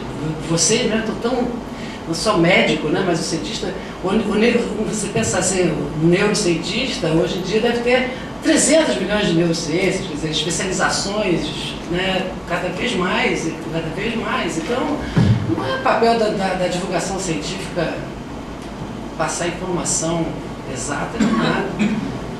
A função da divulgação científica, seja mesmo na imprensa, mesmo no jornalismo, mesmo com todos os erros, né, quer dizer, erros muito entre aspas que os cientistas brigam com a gente, a coisa é colocar questionamentos, questionar, fazer com que as pessoas vão para ver. Aí eu acho que, inclusive, por exemplo, a questão do assunto mudanças climáticas, ou mesmo células-troncos, né, o próprio papel dos cientistas, os cientistas que fazem divulgação científica conseguem fazer um barulho bastante grande, né, muito maior do cientista que fica preso no laboratório. Esse cara sair para a rua, né, ir para um museu, escrever para uma ciência hoje, escrever para um jornal, escrever um artigo, esse cientista que está fazendo, ele tá melhorando o seu discurso e ele está questionando também, porque quando ele vai para fazer a divulgação científica, ele vai questionando, ele vai como ele é. O cientista não sai para divulgar. Se você for ao museu, você não vai encontrar um cientista sabe, recitando fórmulas matemáticas. Ele vai começar a ficar... Quando ele dialogar com uma pessoa que nunca viu uma célula da vida, ele vai começar a se questionar também. E esse cientista também está aprendendo. E isso é fundamental. Entendeu? Não é uma via de mão única. Também tem que parar com essa história de que é uma via de mão única. Não é o professor que ensina. Né? O professor é uma via pelo qual o aluno pode aprender. Não pode ter essa visão hierarquizada de baixo para cima. Essa é uma mudança que tem que haver de qualquer forma. Mas por parte dos jornalistas também. Com certeza. Essa postura dos jornalistas. Com certeza. Mas isso com certeza. Né? O que se conta, como foi o caso da Lacy, a Luísa Massarani, quer dizer, o próprio Marcelo Leite. Você tem vários jornalistas, hoje os considerados mais jornalistas científicos, mas são raríssimos. São caras que entraram para dentro dos institutos de pesquisa e foram... Né? Você tem hoje internacionalmente o Bruno Latour, que fez o Vida de Laboratório, que tenho certeza que muitos de vocês leram, né? E ele é um filósofo. Né? E ele foi fazer a pesquisa dele em cima de um laboratório, foi vivenciar um laboratório científico para entender o que acontecia com aquilo. É bem bacana, né? Quer dizer, você encontrar essas possibilidades, esses caminhos, essa interligação entre as pessoas. Eu quero dizer que muitas vezes o jornalista assume uma postura submissa em relação ao dono da verdade, que é o cientista. O jornalista consegue ser tão arrogante quanto o cientista, então por isso que a briga é complicada. Perdão, mas não é submisso não, a briga é acirrada, é complicado pra caramba. É muito complicado, mas a gente aprende. Tem que quebrar isso. Mas tem que quebrar dos dois lados. Exato. E aí eu acho que o cientista que sai para fazer divulgação científica, ele facilita muito a vida não só do jornalista, mas como da população como um todo. Posso só, voltando aqui no que eu perguntei, e o comentário do Roberto de popularização versus divulgação científica, quer dizer, a maior parte, hoje em dia, principalmente você precisa de grants, você tem que produzir muito. As pessoas não têm essa consciência. Quer dizer, é raro você ver uma tese que não é uma tese tecnológica, que o objetivo é saber de uma molécula, sem saber onde aquilo está situado num contexto maior. Então, de repente, você fazer com que o cientista seja mais cientista do ponto de vista filosófico e menos tecnológico, seja a melhor maneira. Então, se o cientista souber falar com o repórter, porque ele é um cientista que pensa filosoficamente, isso vai facilitar a divulgação, a popularização científica. Então, eu acho que também tem uma má formação do cientista. Né? É uma culpa grande. Eu acho que é o nosso exercício fazer isso. Divulgar, além de fazer pesquisa, eu acho que é a nossa obrigação também. Exercer esse exercício de divulgar, de popularizar a ciência. Eu posso colocar uma experiência nossa, Mário, uma excelente plataforma dentro da experiência que a gente tem tido pelo grupo Anatomia das Paixões de humanização da ciência é através da arte. Que a arte, a gente sabe, é uma comunicadora, é uma plataforma de comunicação de inefabilidades, né, daquilo que muitas vezes a gente não consegue colocar em palavras, que é o impacto estético, o impacto afetivo emocional, junto com os conceitos de ciência e com as questões que eles trazem e que instigam a continuidade da ciência na contemporaneidade. Eu acho que, assim, se eu puder defender alguma coisa hoje, eu posso defender, passados 2, 3 anos de uma experiência bastante prazerosa, o poder do recurso da arte, que quando impregnado a ciência, quando numa junção não hierarquizada como a que nós propomos, tem sobre a sensibilização do sujeito observador, seja ele o próprio cientista, seja ele um estudante dos nossos corredores, seja ele o público geral, por sobre a ciência como campo do conhecimento, e como campo do conhecimento, na verdade, que se estende para além da própria ciência, dos sujeitos dela. Então, eu queria deixar esse ponto aqui, já que a discussão está instigante. Bom, eu também... Bom, vocês me microfone? Está gravando. Ah, eu gravando. Bom, então agora eu vou falar e ninguém pode falar que eu não falei, porque vai gravar, né? Bom, eu fiz doutorado aqui no Instituto de Biofísica, né? E estou numa ponta, porque continuo sendo médico, psiquiatra, eu estou diretamente atuando numa ponta onde eu vejo as pessoas que absorvem a divulgação científica. E digo que, como cientista, né, eu sei que a ciência é o ofício da dúvida, mas entendo o que o Mário quis dizer, porque para as pessoas, muitas vezes, isso cai como verdadeiro novo ofício das certezas. Então é como se as pessoas elas se apropriam do conhecimento científico, né, mas elas não se apropriam da crítica desse conhecimento científico. Então hoje as pessoas vêm para o meu consultório, por exemplo, que acreditando não mais em Deus, mas acreditando no fluoxetina. Sim. Exato. Então eu vejo de uma certa maneira, algumas podem até ter razão, né? Bom, isso eu acho que exatamente, não existem razões. Eu acho que a medicação está fazendo mais milagre do que Deus no caso da psiquiatria. Isso é muito preocupante, inclusive, né? Mas eu acho que quando o Mário fala do aspecto humanístico, eu vejo também a questão do acriticismo epistemológico que a ciência tem um ideário comum. As pessoas não sabem o que é ciência. Para elas, ciência é uma maquininha de obter respostas. E as respostas, cada dia, são respostas mais complexas. Continua havendo certo hermeticismo, sim. As pessoas se apropriam de conceitos sem se apropriar do significado real daquilo, né? E levam aquilo para a vida prática dela, o que acaba sendo, às vezes, tão nocivo quanto a ignorância, quanto ao que se tem de relevância que a ciência produz. Eu vejo que isso realmente pode ser um produto dessa, apesar da gente ter esse discurso, né, dessa bidirecionalidade vetorial, ciência, sociedade, ciência, a gente não vê isso muito acontecendo na prática.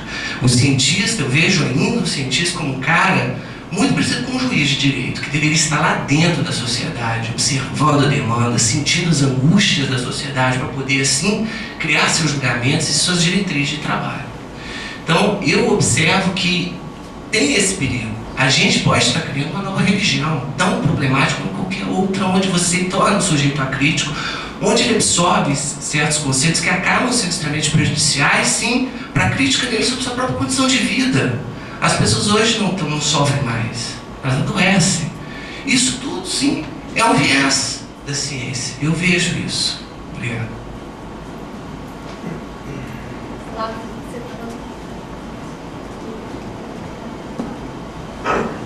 Oi. Não, na verdade eu queria fazer uma pergunta que acho que serve um pouquinho para os três, assim, um pouquinho na carona do que o Roberto falou.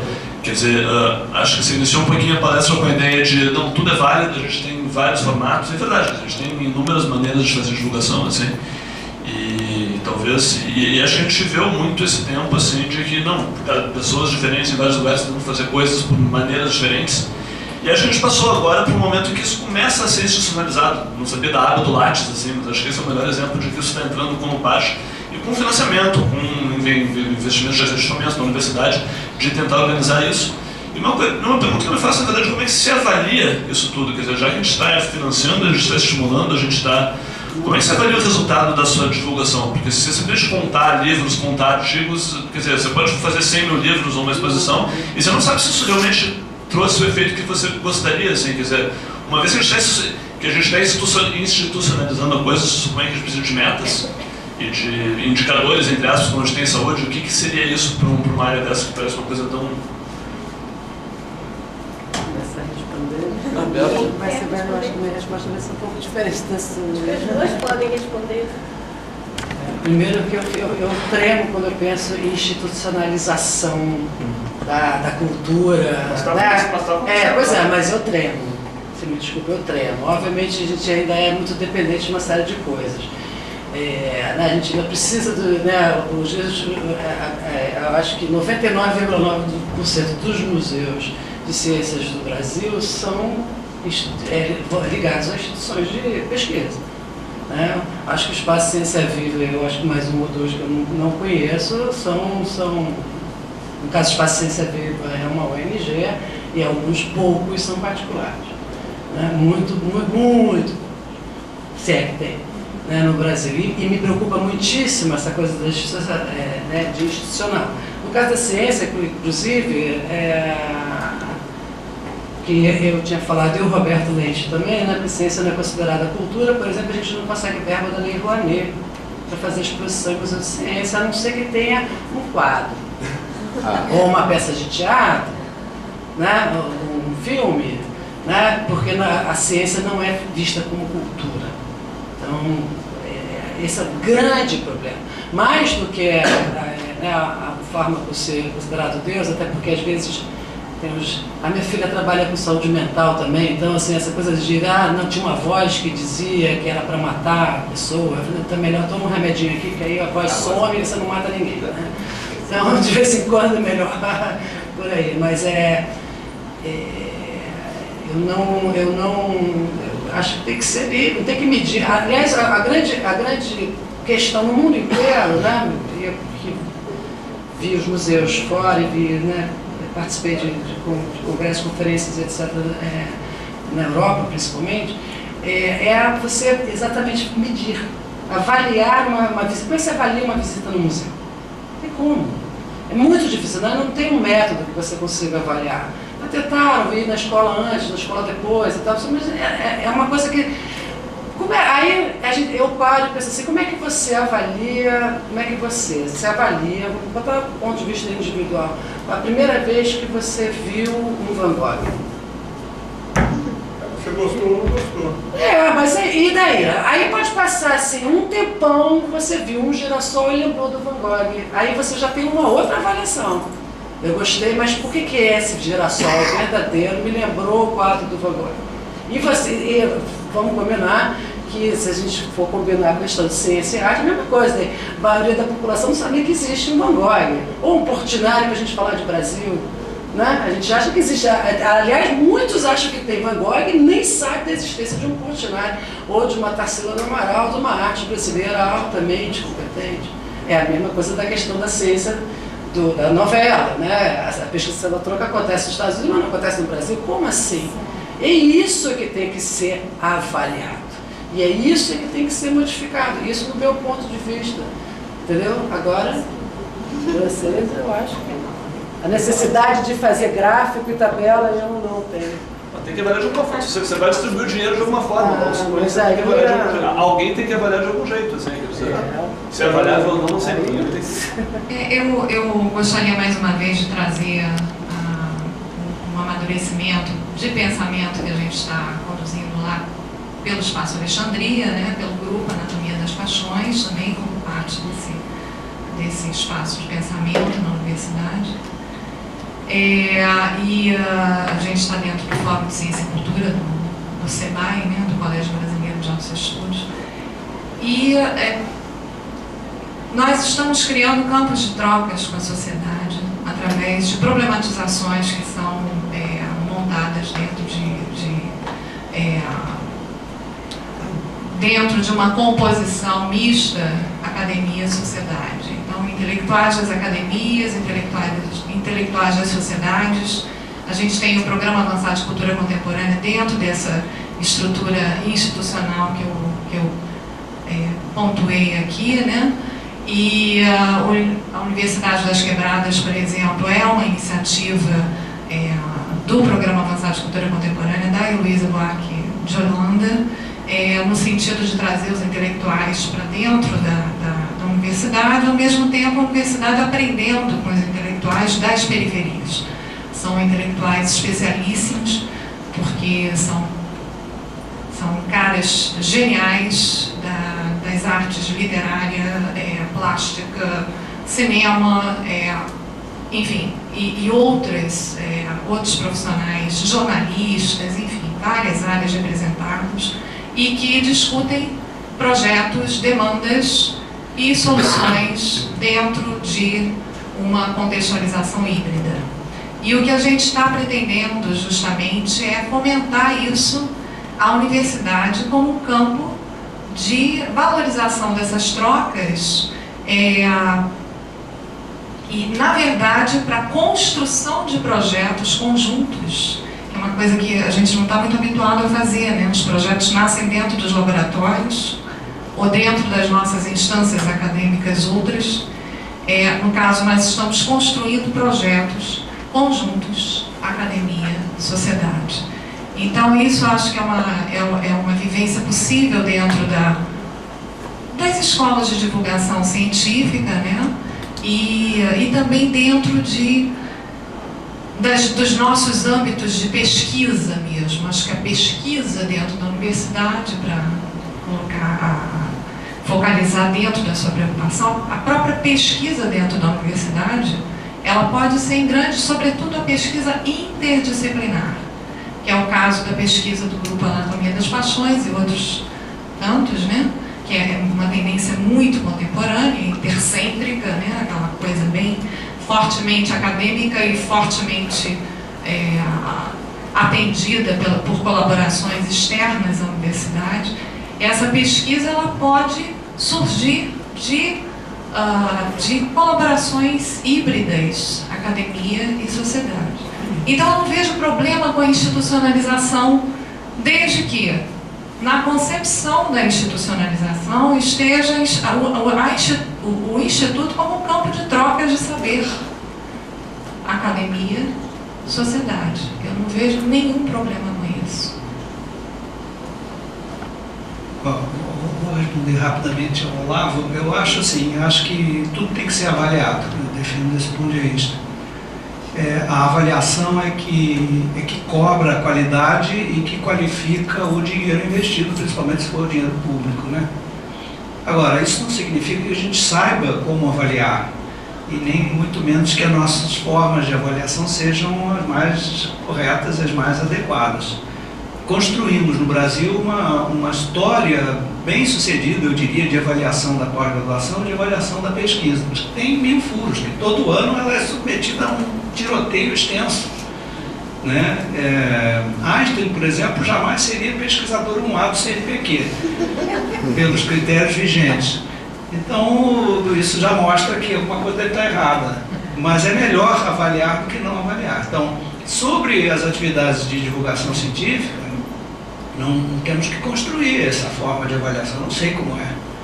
Mas o fato da gente ter uma estruturação dos produtos e dos meios, então vai aparecer ali você vai abrir a aba da divulgação, popularização da ciência do seu currículo Lattes, vai dizer ali vídeos produzidos, peças de teatro escritas, participação em eventos de popularização, exposições, enfim, uma lista hierarquizada, não é assim como eu estou dizendo, não sei de cor. E isso vai nos levar a necessariamente discutir como avaliar. Eu não sei como é. Está óbvio que não será o número, porque, por exemplo, eu tenho o mesmo número de artigos de popularização que eu tenho de ciência. Só que eu faço ciência há 40 anos e escrevo popularização, artigos há 10. Por quê? Porque os artigos de popularização você escreve no fim de semana, pelo menos escrevo no fim de semana, mas um artigo científico demora vários meses. Então o número, se for só pelo número, eu fosse um A até morrer, se fosse a avaliação do número de artigos de popularização. Então não é assim. Então eu não sei, não sabemos como é, não construímos ainda essa cultura de avaliação no âmbito da popularização, mas eu acho que devemos colocar mãos à obra, porque se não avaliar, o dinheiro público vai ser desperdiçado, porque vamos comprar pato por ganso. Eu queria só complementar o Roberto. Acho que isso a gente está buscando, está aprendendo agora como avaliar, principalmente os projetos de extensão, né? No nosso caso aqui, que a gente tem o Ciência sobre Rodas, que a gente vai às escolas, né, e leva oficinas de divulgação e popularização da ciência para a escola. Como é que a gente mede, que a gente quer que os alunos se interessem por ciência? Como é que a gente pode medir isso? E a gente está fazendo um pouco disso agora na Escola Tenente Antônio João, que é aqui dentro do campus da UFRJ, onde a gente faz oficinas ao longo de todo o ano, e a gente está começando a ter resultados agora, né? Porque quando a gente ia a várias escolas, como a gente faz, várias escolas diferentes, a gente ficava sem conseguir medir, será que a gente está atingindo o que a gente quer? E agora na escola a gente está tendo, acho que a gente vai começar a explorar melhor essa forma de avaliar projeto de extensão, porque a gente começa em março, acaba em dezembro, e a gente tem o desempenho dessas crianças, o envolvimento dessas crianças com ciência, o interesse dessas crianças com ciência que está aumentando, e compara com o ano passado. Então a gente, mas para alguns projetos é mais difícil, por causa dos museus. São duas coisas que a gente está falando aqui que é diferente, porque eu acho que eu não entendi. Porque uma é uma avaliação do divulgador e a outra é a avaliação da divulgação. Então, acho que aí eu me perdi aqui nas avaliações. Também, não, são complementares, claro, mas é só para ficar claro que assim, são duas avaliações aqui que tem que ser trabalhada e muito bem trabalhada. Isso corre um risco muito grande, todas duas. O problema do Brasil é que a gente não só ainda não chegou na etapa de medir, como nós temos uma diversidade tão grande e uma heterogeneidade regional que faz com que falar sobre o Brasil seja um problema. Então eu queria direcionar o meu questionamento para as suas propostas do final. Como eu estive envolvido no 5º Plano Nacional de Pós-Graduação e agora em 2010, 2020, onde colocamos especificamente popularização da ciência como um dos focos, eu acho que essa transformação deve ser alguma coisa que está andando na CAPES e do governo em geral, para chegar agora a aparecer no currículo Lattes. Mas sempre eu tive o seguinte problema, Roberto: nós temos 37 milhões de pessoas que entram no ginásio, na sua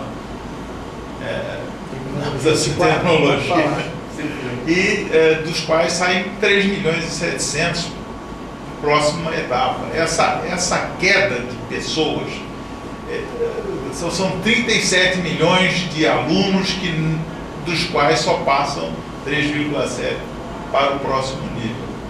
Se eu fizer um turno único, isso não sei se vai agravar ou melhorar, porque nós, cientistas experimentalistas, gostamos de fazer o experimento. Talvez vai melhorar, porque o consenso geral vai ser importante estudar. Agora, queria só levantar que nós estamos andando contra a corrente, porque a Constituição de 88, que foi aqui, saiu da federalização em direção aos municípios, ela foi uma Constituição muito ruim para o Brasil, porque eu vejo a Constituição como uma Constituição orçamentária. Ela, na verdade, se você lê a Constituição de 88 inteira, eu tive a pachorra de ler, porque meu pai foi deputado federal que assinou a Constituição. Eu falei: vamos ver que trabalho que ele fez. E ele fez um péssimo trabalho, porque todo o dinheiro já está rotulado para município, para o Estado. E a passagem de algumas coisas para os municípios, como a saúde e a educação, que era uma ideia muito boa, porque isso iria resolver o problema da diversidade regional do Brasil. Ela não teve, nós nivelamos por baixo. Ali de nivelar por baixo, os prefeitos nunca assumiram realmente essas duas ações. Então, levanta a pergunta: então você está propondo uma constituinte, né?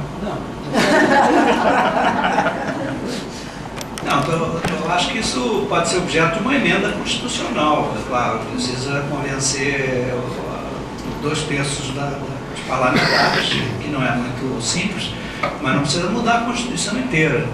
Eu acho, eu estou de acordo com você, eu acho que o buraco é tão profundo, o nosso buraco educacional, que tem que ser enfrentado com recursos federais, nem que seja por alguns 50 anos, para que a coisa se num outro patamar. Eu acho que quem executa a educação básica é o município. A escola, ela fica no bairro. Agora, quem paga eu acho que deve ser o governo federal, porque quem paga exige. E é possível você, mais possível, a meu ver, exigir qualidade do ensino se você tiver como instrumento a grana que você dá para a escola. Entende? Então, e aí você pode desonerar o município se conseguisse esse montante de recurso, que também é uma coisa que eu não sei responder, não é simples não, é um montante muito alto para pagar os salários em um nível socialmente valorizado. Eu estou falando aí de 3 mil, 4 mil reais para um professor. Né? Se conseguisse pagar a massa de professores do ensino básico com esse nível salarial, com dinheiro federal, o município ficaria desonerado, porque ele tem uma obrigação constitucional percentual para aplicar em educação, para botar esse dinheiro na duplicação física das escolas. Então você teria o professor bem pago, você pode exigir dele a dedicação exclusiva à sua escola, para ele não ficar pingando de escola em escola. Não é? E com a duplicação da carga horária, da base física das escolas, você pode possibilitar o turno único. Entende? Então você fecharia os dois elementos. Agora, essa é uma equação econômica muito complicada para a qual eu não tenho competência. Mas eu acredito que se essa ideia for uma ideia que tenha ressonância social, acho que as pessoas habilitadas a analisar isso do ponto de vista econômico vão acabar viabilizando. Mas se deixar com os municípios, não é porque eles não queiram, que são burros ou nada disso, é porque não tem estatura financeira, inclusive, para resolver esse problema. Vai talvez ter no Rio de Janeiro, ou em São Paulo, mesmo assim, mas se você pegar aí o interior dos estados e tudo, não consegue. Então, por isso que eu acho que tem que ser federalizado. A gente tem programas federalizados de saúde da família, né, os próprios vários de saúde mental. A gente tem vários exemplos de programas federalizados, né, que eu não sei muito bem como funcionam, mas que são verbas federais já direcionadas para pagamento, inclusive, de honorários, de salários, como por exemplo tem no PSF, CAPES, algo mais ou menos assim. De repente seria uma forma de realização, né, criar programas especiais de educação federais inseridos nos municípios. Uma pergunta mais? Vou fazer a última para a Mayra. Queria... Tem gente esperando lá fora, acho que tem outro evento. Tem uma nova começa, enfim, faz a última pergunta. Última pergunta. A repercussão quando você faz a sua exposição, quando você mostra vídeo das pessoas, cientistas e o povo em geral, como é que eles recebem? Eu não sei, muitas vezes eu me pergunto quem se emociona mais, se sou eu, os colegas, né? O público é sempre muito envolvente. Quando eu digo que esse campo essa plataforma, eu diria, porque é bastante a contribuição de muitas áreas de conhecimento que se voltam, que convergem para o problema que a gente tem da vez, né? Esse arrebatamento é tão grande para a gente quanto parece ser para o público, não para todos, mas para uma fatia muito grande, e eu diria que envolve desde cientistas, muitos que eu até não conheço, que são colegas distantes, mas também o público em geral e as crianças de escolas privadas, mas as crianças de escola pública que vêm eventualmente de regiões bastante carentes, né? E que se deparam com a surpresa de encontrar uma ciência que seduz, né? Que seduz porque a arte, ela de certa maneira hipertrofia a percepção. É um campo paradigmático que trabalha com digamos, esse é um recurso implícito da arte. Né? Por isso que ela é um comunicador daquilo que vai além do que a lógica pode explicitar, incluindo muitas vezes a lógica, como é o caso nosso, de explorá-la explicitamente nas nossas mostras quando elas acontecem dentro da ambiência acadêmica, científica. Então, A aceitação está sendo muito grande, nós estamos tendo uma visibilidade bastante grande pelo material, inclusive, que está sendo divulgado na internet, então já são 5.000 acessos, a gente está muito feliz com isso. O nome, Anatomia das Paixões, é bastante conhecido dentro da universidade, basicamente passando pelos centros todos e fora dela. E a gente está tendo uma acorrida, apesar de nós não dispormos de contatos diretos dentro do grupo com a imprensa, mas a gente já está tendo espontaneamente por parte da imprensa que nos chega, não sabemos nem por onde exatamente, mas a gente está tendo o interesse de cobertura jornalística, que já nos levou 2 vezes para a revista Mente Cérebro, e agora recentemente em julho, e uma edição impressa em agosto, e a Globo News. Então a gente está na Folha, enfim, tem vários relatos já feitos pela própria imprensa. Então eu acho que o retorno está sendo muito bom. Bom, gente, acho que a gente ia ficar aqui fazendo várias perguntas, mas não dá mais tempo. Te agradecer.